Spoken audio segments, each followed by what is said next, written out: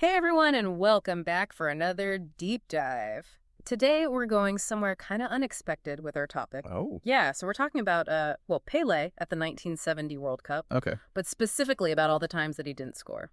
That's interesting. I Yeah. mean, he's a legend for scoring goals. Exactly, and that's what makes this so fascinating. Like, it's kind of a paradox, right? Yeah, I see what you mean.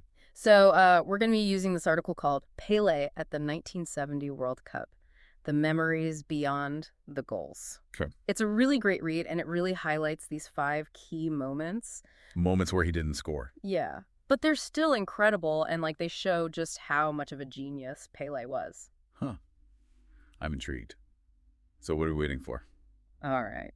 Let's dive right in. Okay. So first things first, we got to set the stage right. So it's 1970, the World Cup is in Mexico, and this Brazilian team. They were amazing, right? Oh, yeah. Considered one of the best national teams ever. Yeah. But Pele still manages to stand out, even amongst all those other stars. I know, right? So their first match is against Czechoslovakia, and right off the bat, Pele misses an open goal. Oh, no. Yeah, it's almost like a little foreshadowing of what's to come during the rest of the tournament. Foreshadowing. Yeah, it sets the tone, Mm. Even legends are human and they miss sometimes. Right. But then just minutes later, he does something so audacious that you almost forget about that missed goal. Really? What does he do? So picture this. He's near the halfway line, sees the goalkeeper is off his line, and what does he do? I don't know. He tries a lob from the halfway line. Wow. I know, right? In a World Cup match. And it almost goes in. So close. I know, and think about it. It's not just the skill. It's the confidence, too. Yes, exactly. Imagine the pressure of the World Cup. Oh, yeah. Huge pressure. And then to choose that moment to try something that most players wouldn't even consider in a casual game. Yeah, that's crazy. It just shows Pele's confidence and artistry. He was willing to take risks. It paid off, too. I mean, even though it's still such a memorable moment. Exactly. And that brings us to the next legendary moment. The Brazil versus England match. Oh, yeah, I know what you're going to say.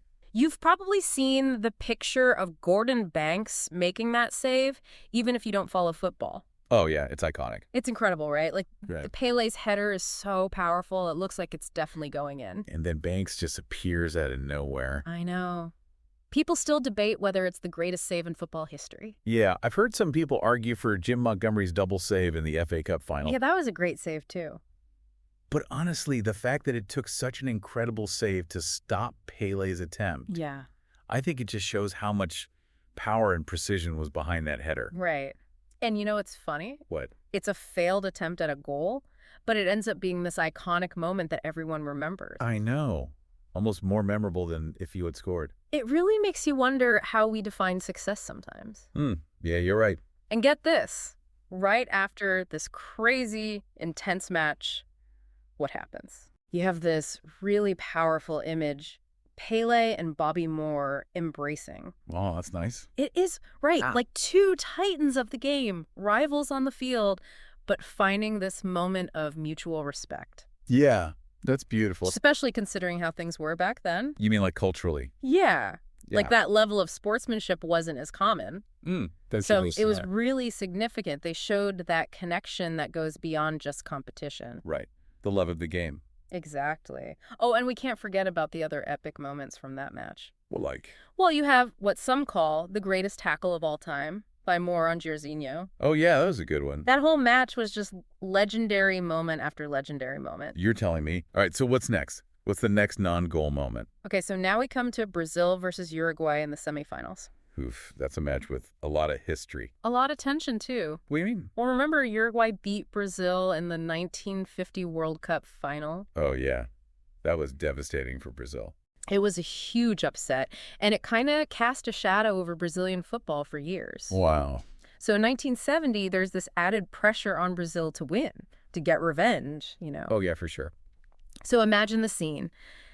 Pele gets this through ball, and he's one-on-one with the Uruguayan goalkeeper. Okay. And then he does something totally unexpected. What?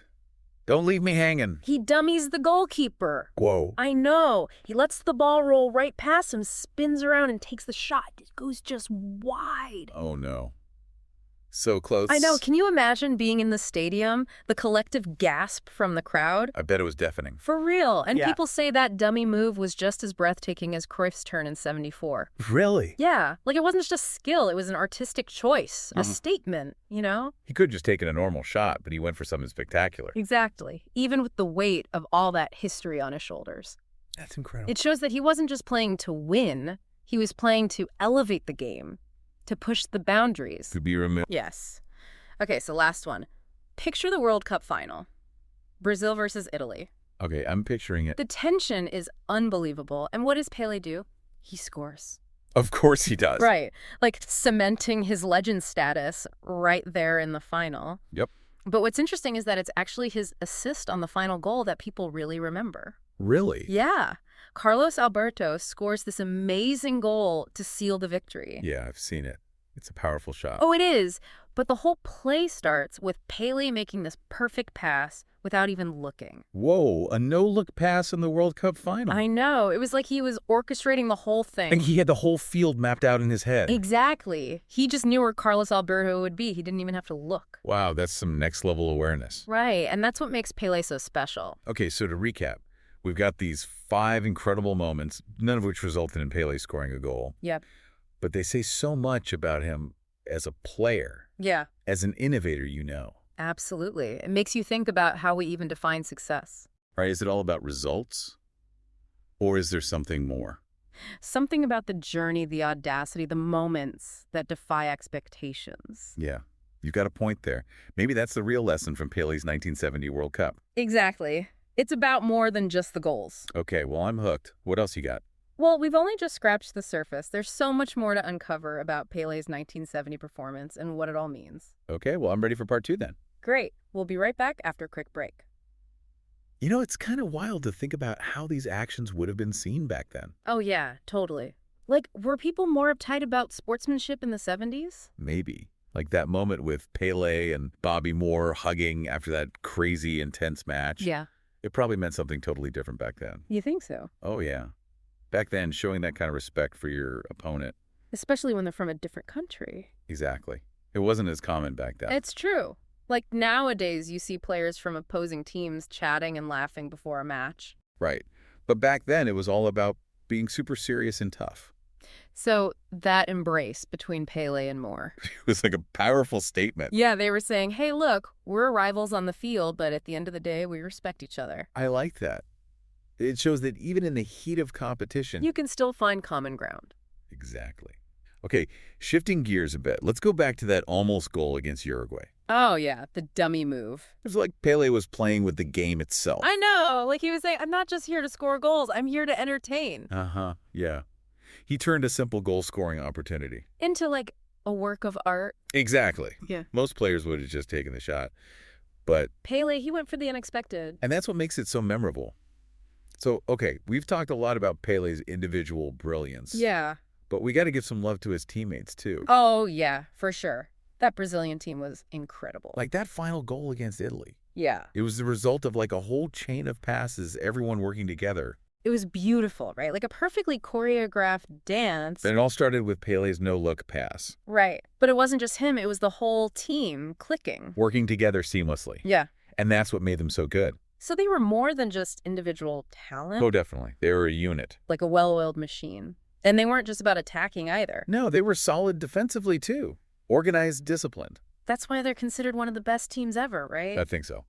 And even within that team, Pele still shines. He's like the embodiment of that team's spirit. Their audacity, their creativity. Yeah. Okay, so as we kind of wrap up this part of our deep dive, it's clear that Pele's legacy in 1970 wasn't just about the goal he scored. It was about those moments of magic. The risks he took, the way he challenged our definition of success. Exactly. So it makes you wonder, Yeah. does this change how we think about success in sports? Or even in life. Ooh, that's a good one. Like maybe it's not always about the end result. Maybe it's about the journey, the process, the moments where we push ourselves. That's a powerful thought. Okay, so where do we go from here? It's crazy, right? Like, we think of skill as being about, like, hitting the target every time. Yeah, like being perfect. But with Pele, it was more than that. It was about vision and like being able to improvise. Yeah. He saw things other players didn't. And those weren't just flukes either. Definitely not. He knew what he was doing. He was taking risks, but they were calculated risks. And it makes you wonder, like, how do we apply that to life? Yeah. Outside of football, I mean. Well, I think one thing is the importance of taking risks. Oh, for sure. Like, Pele wasn't afraid to try crazy stuff that other players wouldn't. Exactly. He pushed the boundaries, and yeah, sometimes he failed. But that's how you learn, right? Totally. You got to be willing to mess up. And then get back up and try again. That's how you become exceptional. It's true. And another thing I noticed about Pele, he was so adaptable. What do you mean? Well, football is always changing, right? The game is constantly evolving. Right. And Pele seemed to change his game, too. To match the demands. Yeah. Yeah. Like, he was reading the game, reacting to his opponent. Making decisions on the fly. That's some serious mental agility. And that's important in any field, right? Oh, definitely. Being able to adapt to new situations, to think on your feet. That's how you stay ahead of the game. So it's not just about talent. No. It's about being resourceful and flexible. Especially when things don't go your way. Okay, so to wrap this all up, Yeah. it's clear that Pele was more than just a goal scorer. He was an innovator and a risk taker. And he showed us that greatness can come in unexpected ways. Yeah, it's not always about the outcome. It's about pushing yourself and creating something amazing. It's about the journey, the moments of brilliance. And those are the things that inspire us. Okay, so I guess one last thought for our listeners. Yeah. We focus on 1970, but Pele's career was so much more than that. He played for like decades. I know. So go explore it. Check out some of his other matches, and you'll see what I mean. There's a whole world of Pele brilliance out there waiting to be discovered. And who knows, maybe it'll inspire you to take some risks of your own. To find your own moments of brilliance. That's what it's all about, right? Thanks for joining us on this deep dive. See you next time.